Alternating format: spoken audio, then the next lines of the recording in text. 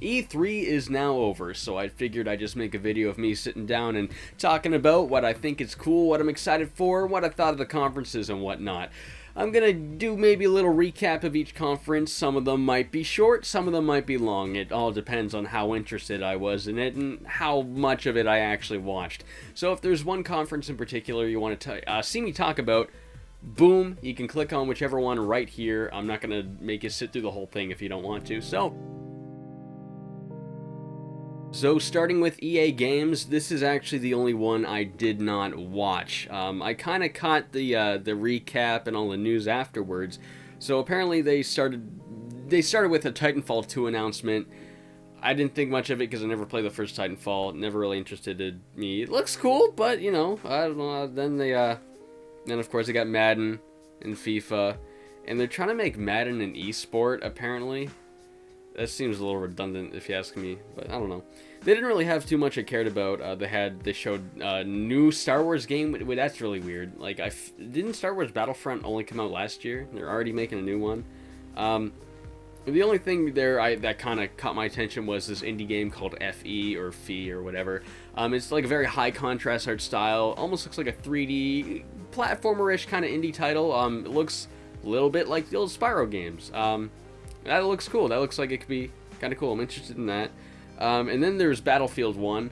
I'm not really into, Battlefield, Call of Duty, FPS kind of, war games, but Battlefield 1 looks cool. It looks really cool. So I might check that out. But yeah, all in all, not a whole lot from EA that I cared about, so I sat through Bethesda's entire press conference hoping that they would announce Evil Within 2, because I love Evil Within. And I know a lot of people don't really like that game, but I love that game a lot. And there was rumors they were going to announce Evil Within 2. They didn't. I was very disappointed. So instead, they started off by showing a new Quake game. It's been a long time since they made Quake. I don't care. It's cool though, because it's been a long time. I know there's a lot of fans that have been wanting it, and it's cool they're bringing it back. I hear they're making it class-based though, and as far as I know, Quake's never really been about that. And really, it seems to me they're almost trying to cash in the whole like Overwatch genre kind of hype. The thing that Team Fortress 2 kind of started. Kind of a shame, because I feel if they weren't kind of catered to that kind of thing, they could try to make something a little different. I don't know. This conference, I felt they were stroking their own dick a lot. Like, thank you so much for playing Fallout. It got this many sales. Thanks for making all these mods. This game's so good. And they were just talking about how good the game they already put out is. They spent, like, a while on that. I don't know if they had to fill time or what. But, showed some Fallout 4 DLC. I don't care. I don't care for the Fallout games. I don't care for Bethesda games in general, to be completely honest. Except Oblivion. I like Oblivion. But then of course they showed Skyrim HD. Looks cool, but again, I'm not a big fan. So not for me. One thing they did show, I think this is before that, they showed a trailer for a new Prey game, and apparently they announced Prey 2 a while ago, and there's no word of it. And I don't know. Prey looks pretty cool. There's no gameplay or anything yet. It was just kind of a CG concept trailer where this guy wakes up, he goes into doing his daily routine, and that process repeats. You see him doing it, each morning. And each morning he looks in the mirror, his eyes a little more bloodshot, and it's interesting. It got me interested. It looks like it could be a cool game. Then they showed a lot of Dishonored 2. They spent a lot of time on Dishonored 2. I played a good bit of the first Dishonored. I wasn't a fan of it. If you're a fan of Dishonored, I guess it looks like Dishonored fun. What is cool though is if you haven't played Dishonored 1, pre-ordering Dishonored 2 gets you Dishonored 1 for free. I think that's cool. But yeah, Bethesda, just like EA, not a whole lot I was super interested in. Microsoft. Okay, let's start with Gears of War 4. Not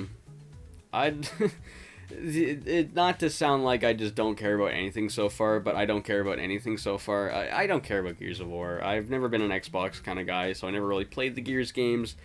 And then they got Forza, and Halo Wars 2 and the Xbox One S. I don't know. They're just showing a lot of games that didn't interest me. They showed a new Rare game, a new game by Rare, and it's weird to say game by Rare because like we know that a lot of the staff that was originally in Rare isn't there anymore, so I don't even know who's making this game. But new game by Rare. It's like this pirate game.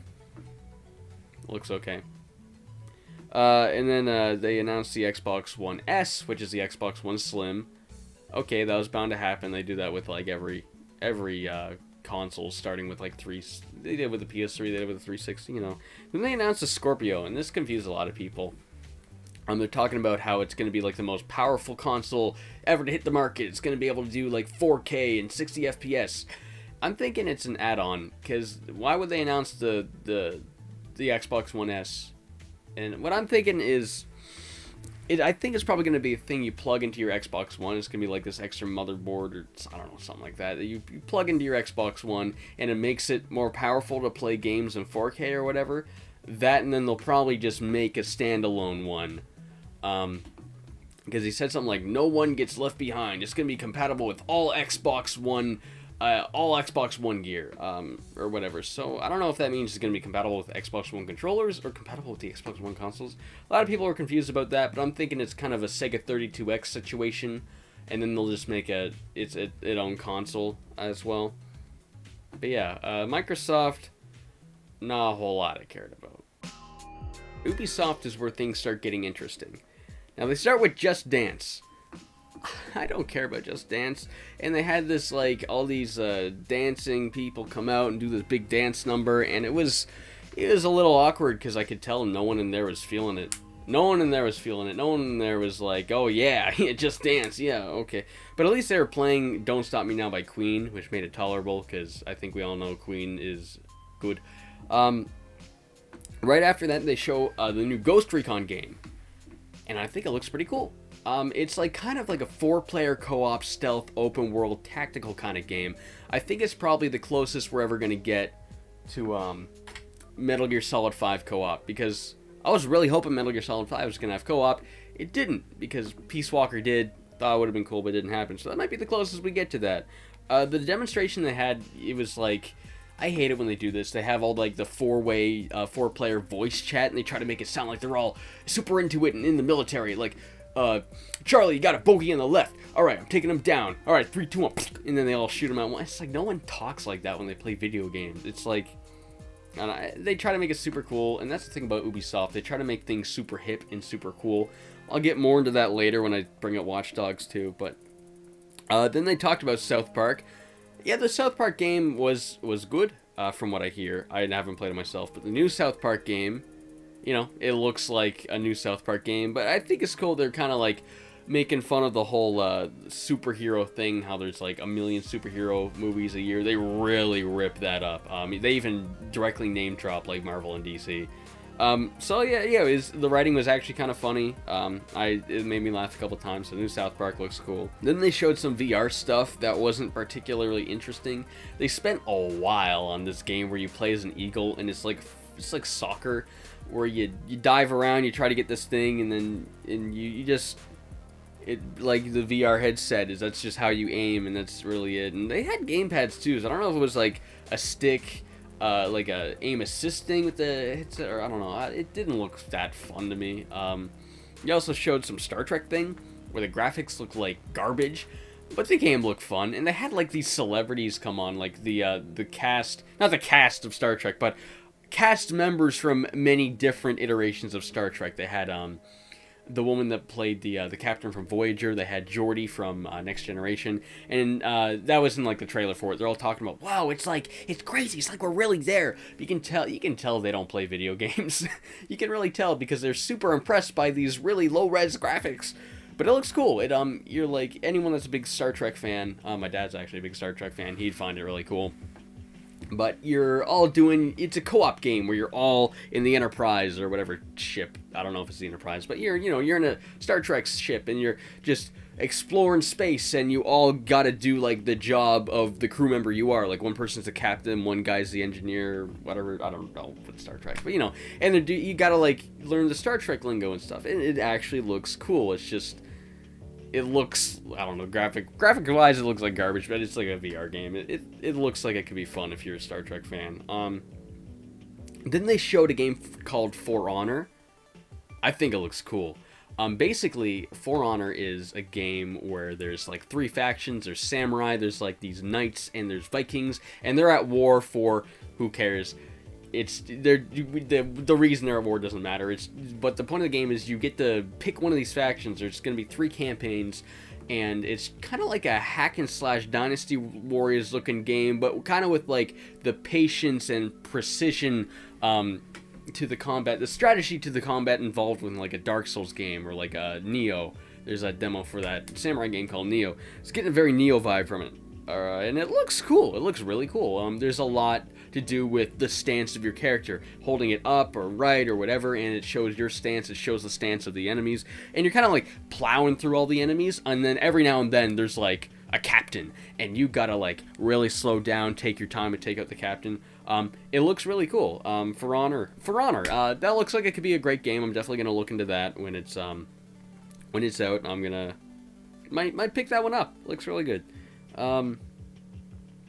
They showed Grow Up 2. I didn't play Grow Up 1. I don't know anything about it. They showed Trials of the Blood Dragon. You know, Trials, like that motorcycle game where it's kind of 2D. You gotta maneuver your bike over all these obstacles. And if you remember years and years ago, they did Far Cry 3 Blood Dragon. It was kind of like an 80s movies parody, kind of neon action style, very tongue-in-cheek expansion for Far Cry 3. And it was, it was really fun, really quirky, really cheesy. Now they're doing that same Blood Dragon name on Trials, and I think that's cool. Not because I care about Trials, but because Blood Dragon, it's cool that they're going to slap Blood Dragon on other franchises. I think that's neat. So, give us like Assassin's Creed Blood Dragon or something, that'd be cool. And then they finally get to Watch Dogs 2. I got a lot of mixed feelings about this one. Okay, so we all know Watch Dogs 1 didn't turn out that great. And when they first showed Watch Dogs 1, it looked cool. And when they first showed Watch Dogs 2, I'm not gonna lie, it looks cool. The initial trailer, the way it's edited is really like snappy. It's really like glitchy. It's really visceral. It's a fun, interesting trailer, and the way it's edited is like kind of got me interested. But it's riddled with like a lot of stupid, I don't want to say hipster humor, but like quirky internet meme humor, and it's, I don't know, I'll get to that. Let's just skip to the gameplay. Gameplay looks definitely a step up from Watch Dogs 1. Your guy knows parkour now. You're no longer like a edgy undercover white guy. Now you're like a hipster black guy who knows parkour. It's a little cooler, I guess. I don't know. But it looks like you got more, like, you can hack a lot more stuff. Looks like there's more freedom. You can literally hack pretty much everything around you. So they're saying. That's subject to change when the final release. But you got all these gadgets. You got like quadcopters and RC cars. But the one thing that I noticed the most is your weapon. It's not like a baton, like an extendable baton like in Watch Dogs 1. It's a yo-yo. That's some Star Tropics bullshit. You got it like this taser yo-yo thing. It looks badass. But that's like the gameplay stuff. It looks like it could be fun. It looks like it could actually maybe be decent. But it's like the tone is so inconsistent. It's riddled with such an inconsistent tone. It's trying to be a little more on the quirky and humor and like internet meme side, but it's still trying to be like dark and edgy at the same time. Like this internet hacker group, they're like, whoa, yeah, what's up? We're hip, we're young, but fuck you, anarchy. And it's just like, it's just hard to take serious. It's just really juvenile. I feel they should either tone down the humor if they really want to take themselves seriously, or go way up with the humor, make it like Saints Row where they don't take it seriously at all. You can't pick a like an uneven middle ground. It just doesn't mesh well. Yeah, Watch Dogs 2. It's in this edgy limbo. Gameplay looks maybe okay. Then they ended it with a game called Steep, a brand new IP. It's like a snowboarding, extreme sports, skiing, wing gliding, wingsuit. It's just like an extreme winter sports game. And it's weird that they would end it with a brand new game, because usually they end it with something either extremely impressive or the game everyone's been wanting. And I thought it was gonna end with something like I thought it was gonna end with Ghost Recon, because I know there's a lot of people looking forward to that. Steep looks okay. It's like a snowboarding. It's funny because it's so brutal. Like, you're going down this gigantic mountain, you crash into a tree, you're dead. Like, you hear your bones crunch. It's gruesome. And like, I don't know. It looks all right. I was a big fan of SSX back in the day, and it looks like it could be a spiritual successor to that. Maybe. I don't know. I don't even know how to begin with Sony. Oh my god. They start with this band, this orchestra band that's like building up to something. I don't know what they're building up to, and they're just playing live, and then it just starts with a trailer for a new God of War game. And I never really cared about God of War, but man, it doesn't look like God of War. It looks like for lack of a better comparison, like a Last of Us kind of game or an Uncharted kind of game, like an adventure game, a typical adventure game where the camera's back over your shoulder. It's not like up in the air, kind of wider camera angle like traditional God of War games. And you've got this kid with you, and you're walking through the woods. Everything looks beautiful, and you kind of have like these interactions with your with the kid. It looks like a fun adventure game. Like, I've never cared about God of War before, but I really want to get this one. It looks really good. So then, guy comes out on the stage, talks about maybe a minute, shows another trailer for a new game called Days Gone. I thought at first it was going to be Last of Us 2, but no, it's a brand new, like, post-apocalyptic zombie-looking game called Days Gone. I don't know, it's hard to make a zombie game impressive nowadays, because it's really been done to death at this point, but it was impressive how many zombies were on screen at once. And I mean, there was actually hundreds of zombies. Like, you get up on this building, you see hundreds of zombies, and then something blows up and they come after you, they hear you, they come after you, and then you go into this building, there's actually like hundreds and hundreds, all fully animated, like in full res, just coming, pouring into the building. And you're trying to get away from them, trying to shoot at them, blow barrels, kind of whatever, and man, that looks nuts. I probably won't get it because I'm not big into zombie games, but that's pretty impressive, just the amount of zombies. Then, trailer's over. Nobody comes out. They show another trailer. It just goes straight into another trailer. And we get Last Guardian trailer with a release date. I remember being in like grade 9 and they announced The Last Guardian. And now I've graduated high school, or now I've graduated college. And it's finally getting a release date. I never thought this would happen. I didn't think Last Guardian was ever going to come out. But man, it looks good. It's coming out October. I'm pumped. Trailer's over. Nobody comes out. Another trailer. Horizon. You remember that game last year? You played as like this girl with the long red hair, and you had a bow and arrow. You're hunting like robo dinosaurs. Yeah, it's another trailer for that. You get to see a lot more gameplay this time. It almost looks like they kind of took the idea of Monster Hunter, where you're hunting the monsters, you're using their pelts to create weapons and armor, but it almost looks as if they thought, like, what if the monsters were just robots, so you can make, like, robotic stuff out of it. And you saw that in the gameplay. She crafts, like, this little mechanical bomb stuff out of, like, the parts that she got from a dinosaur she hunted. Looks like a really cool game. A lot really fast paced. The combat looks fun. All your different gadgets and weapons you got. It looks like a really good game. I'm very interested in seeing how that pans out. One complaint about it though is that she talks a lot to herself. I know a lot of games tend to do that. Witcher 3 was really bad for that. Geralt would talk to himself, say all this like obvious stuff out loud, but she's really bad with it. Like, she kept just saying what was on screen as if like we can't look on screen and recognize what that is. I don't know. I felt like she needed to just stop talking a little bit. It's just a little excessive.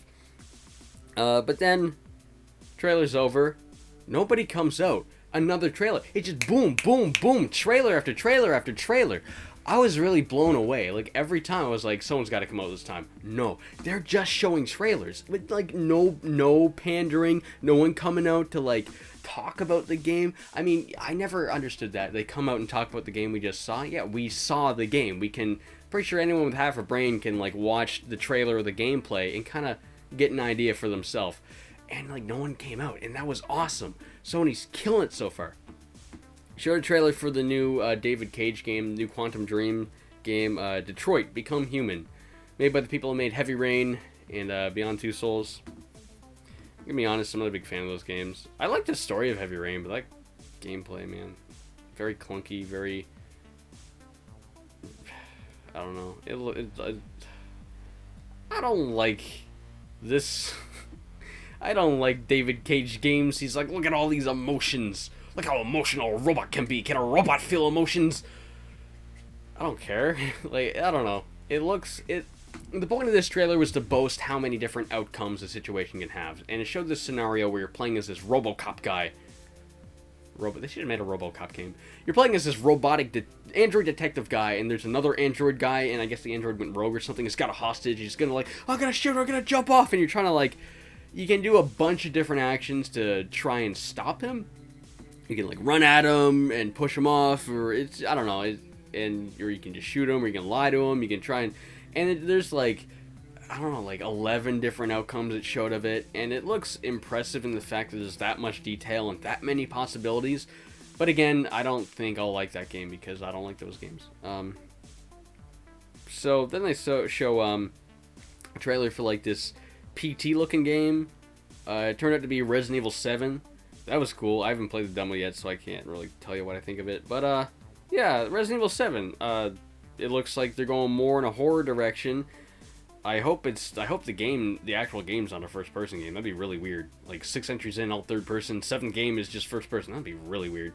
But I don't know. The games seem more like in a direction of like Outlast rather than PT.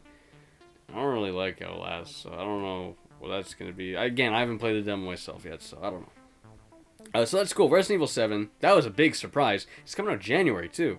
Not a long wait for that one. And then they start showing, I think the way they played this next one off was really good. They start showing a trailer for a game where you're like piloting a spaceship and you're shooting stuff and like you're out in space, you're floating around. The way you get around is really cool because there's no gravity in space. You got this grappling hook, you latch on something, pull yourself towards it. You can do that with people too. You can like latch up to them and crack their necks or whatever, and then you're shooting and it's all in space. It looks cool, it looked badass. And it turned out to be Infinite Warfare. Most disliked video on YouTube. I don't know why. I think that game was badass. Then again, I don't care about Call of Duty. I understand everyone's upset that like the new Call of Duty game is nothing like a Call of Duty game, so we get a million dislikes. But like, I think it looks fun. I think it looks really fun. But again, I'm not a Call of Duty fan. If I was a Call of Duty fan and the new Call of Duty was like not at all what I'm a fan of for a reason, you know, I'd be pretty upset. But as someone that doesn't care, they're doing something that I think is kind of cool. Though the biggest thing I'm glad Call of Duty is going like really far into the future is because now it's finally contrasted with Battlefield. Because every year you kind of get the two options for like the military FPS game. You get your Battlefield or Call of Duty, and every year they're pretty similar. But this year they couldn't be more different. So I'm glad that at least this one year, Battlefield and Call of Duty, the two options for that kind of fan, are really different. So you get two, so you can buy them both and get two completely different games instead of two kind of, you know, similar games. I think that's cool. So then they announced that they've been working with Activision to get the rights to Crash Bandicoot back. Whoa. And they're gonna do ground up complete remakes of Crash 1, 2, and 3. I think that's awesome. Honestly, I've never been a big Crash fan, never played it as a kid, but I'm really happy for this because I know a lot of people love Crash. He's like one of the icons of video games around the PlayStation 1 era. You know, he was the mascot of Sony back then, and there hasn't been like a real Crash game since like Crash 3. And man, it's really cool that finally, I'm just glad for all these people that have been wanting a Crash game for so long. At least they're finally, you know, they're finally doing something with Crash. That's badass. Yeah, and he's in Skylanders too, I don't care. And then, finally, people are on stage to talk about something, but it actually matters this time, because the man on that stage is Hideo Kojima. Curtains open up, boom, spotlight, it's Kojima, and the stage starts glowing, and it's like the lights are building this bridge for him to walk across. Sony knows he's a god. They give him a godlike treatment. And he says, in like adorably bad English, that the game he's about to show is all running on engine, and then it's just this wet looking beach, lots of dead stuff over it. The camera pans over. There's this naked guy, get a beautiful shot of his ass, and it goes right over his body, and you see this like futuristic looking handcuff. Because the inside, the hand, it's like he's got a handcuff on. It's not handcuffed, something else is glowing, and you see like these. I don't know. It's exactly what I was hoping to come from Kojima, like a very artistically vague, yet like interesting trailer. It doesn't tell us anything about the game, but it gets really interested. And then like when the camera pans around, it's Norman Reedus. Bro, I'm so glad that like I could. Okay. When I saw this trailer, I was like so happy because I was so pumped for PT, and I was so bummed out when they canceled it. But knowing that Kojima is still working together with Norman Reedus, I think he's probably still going to make Silent Hills. Just call it something else, because everything in that trailer kind of points to that. The baby is still there. Remember the fetus in the sink in PT, and it's just got an overall pretty eerie vibe. Norman Reedus is like naked. He's got scars on his stomach as if he gave birth to the baby. It's almost like he was like some sort of experiment subject. Man, it looks cool, and I'm excited to see more of it. It won't come out for a long ass time, but that's exactly what I needed to get my hopes back up out of being flushed down the toilet by Konami by canceling PT. So happy over that. And then after that, they show a new Spider-Man game. I don't care, but it's made by Insomniac. That's cool. And then they ended by showing more Days Gone. That was weird. I already talked about that. Yeah, this is the part where they actually showed the gameplay with the millions of zombies. Again, it's weird that they end on a new thing, because usually Sony ends on the thing everyone wants. It would have made more sense to end on God of War. I don't know. Or maybe end like last year they ended on Uncharted 4, and that was cool. But I don't know. So Sony killed it. It was just trailer after trailer after trailer. No talking, no white dudes in business suits coming out to be like, the console generation is better than ever with new murder dick technology. I don't know. I don't care about any of that. Just show me games. That's why I watch E3, to see trailers for beautiful new games. That's all Sony's was. And more than half of the games I am interested in. So Sony killed it. And finally, Nintendo had their press conference, and it was kind of weird this year because it wasn't at all a press conference, wasn't even a Nintendo Direct. Instead, it was just them live streaming, just playing the games all day long, and that's cool. Though I would have preferred like a Direct or something, just kind of to showcase specific parts of gameplay instead of like this unscripted. Just because, man, they streamed Zelda for like 5 hours, maybe more. I don't want to watch all of that, but it was cool in the sense that you could tune in at any time of the day. It's like, oh, they're still playing Zelda. Oh, that looks cool. All right, and then you tune out. You know, that's what I was doing. I didn't watch the full thing, but I kind of got the highlights, tuned in every now and then.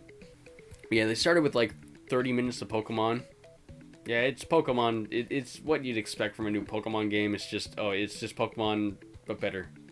I don't know. I'm not a big Pokemon fan. I'm not gonna buy Pokemon this year. I'm gonna Yo-Kai Watch 2. Duh. So yeah, they started with Pokemon, then like Zelda for like 6 hours, and that was it for the first day. And then the next day after that, they showed a couple of new games, along with gameplay of a couple more games that we already knew about. They announced a new IP that's an RPG made by Grezzo, the people that ported Ocarina of Time, Majora's Mask of 3DS. It's called Ever Oasis. Looks okay. Like, I don't know. It doesn't look any more interesting than just a 3DS RPG. You know, like a Dragon Quest 3DS game. I don't know, where like it's just a bunch of chibi characters. I don't know. It just looks like another RPG to me. It could be fun. I don't know. They also, I don't know what order they showed all this stuff in, because again, I was tuning in and out all day. But they showed more Paper Mario Color Splash. I'm very disappointed. It looks like Sticker Star 2. Sticker Star was not fun. I do not like Sticker Star. I do not like the direction of this. I will say, though, it is a beautiful looking game. Man, that is a pretty ass game. I just kind of wish, I wish every NPC wasn't the exact same Toad.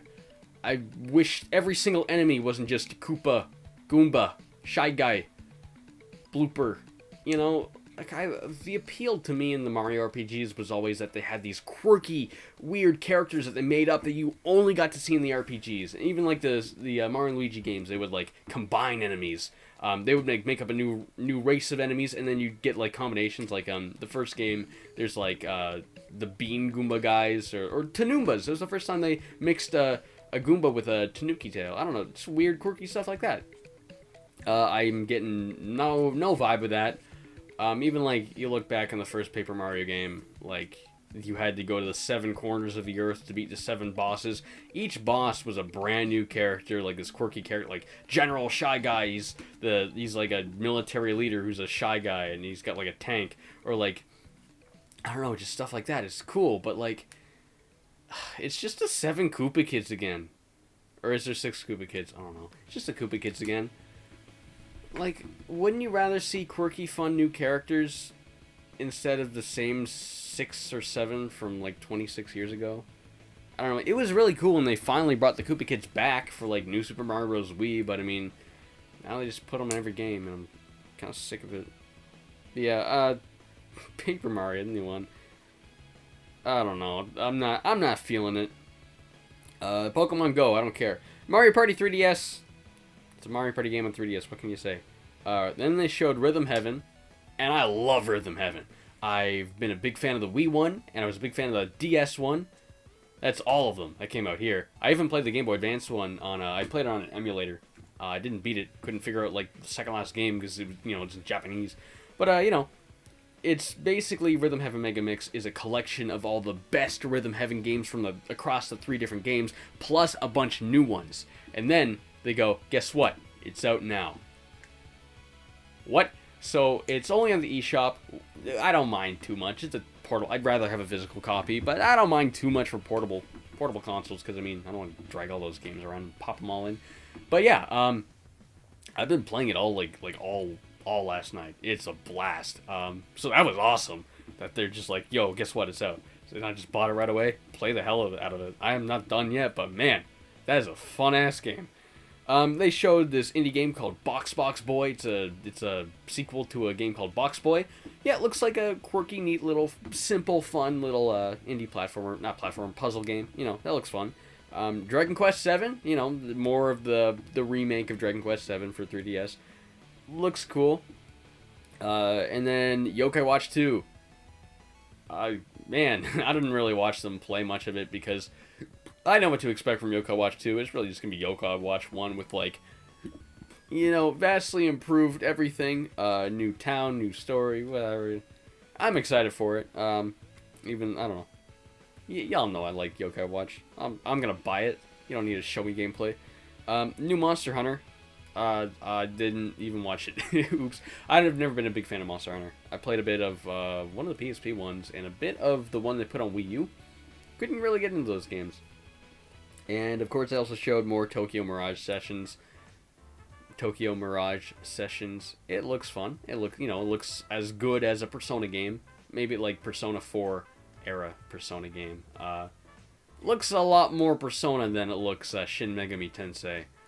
With the dating elements, dating sim elements, relationship elements. I don't know. Looks a little too anime for me. Maybe I might get it. I don't know. I like Persona 4. Looking forward to Persona 5.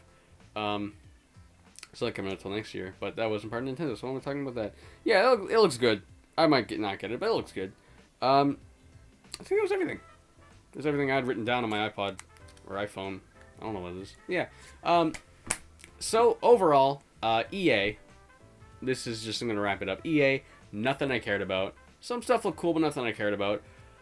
Microsoft, or Bethesda, really disappointed they didn't have Evil Within 2. Overall, nothing I cared about.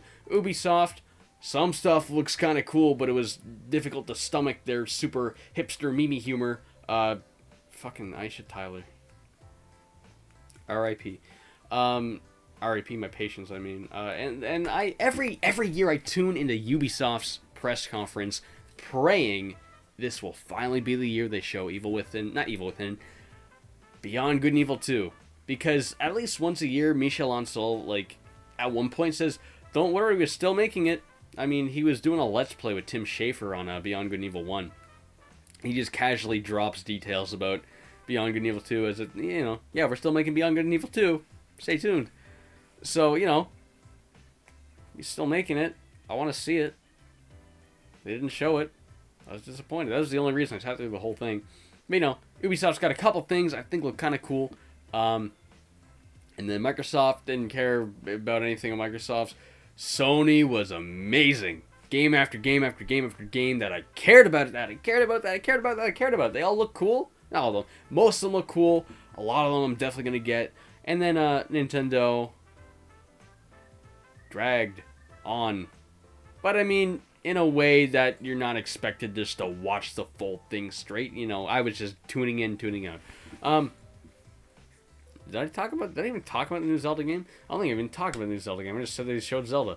Man, the new Zelda game looks good. It looks really good. My favorite feature of it, I mean, they're finally doing open world.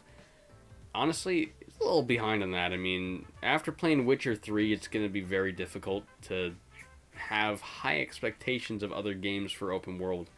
Because Witcher 3 was a pretty good open world game. But, there's a lot of stuff in the new Zelda that look really cool. That little magnet item that lets you, you hold the magnet and it's got this arc and you pick stuff up and you can move it around, manipulate it. That looks badass. They said that your weapons are all going to have durability. Like, you find a weapon, you can only use it so long before it breaks. Not super into that. But the person playing the game said if your weapon is low on health, like it's going to break soon, if you throw it at somebody, instant critical hit, every time. And that is good, because that encourages you to, drop weapons. And, it encourages you to, constantly pick it up, use it, chuck it away, Almost like a terrible example, but Silent Hill Downpour had a weapons thing kind of like that. You're constantly picking up new weapons, throwing it away. Because, weapons are everywhere, and it looks like that weapons and armor is going to be everywhere. But yeah, it definitely looks like a new direction for Zelda. The art is beautiful, and the world is big, and yeah, I'm definitely getting it. Yeah, it looks good.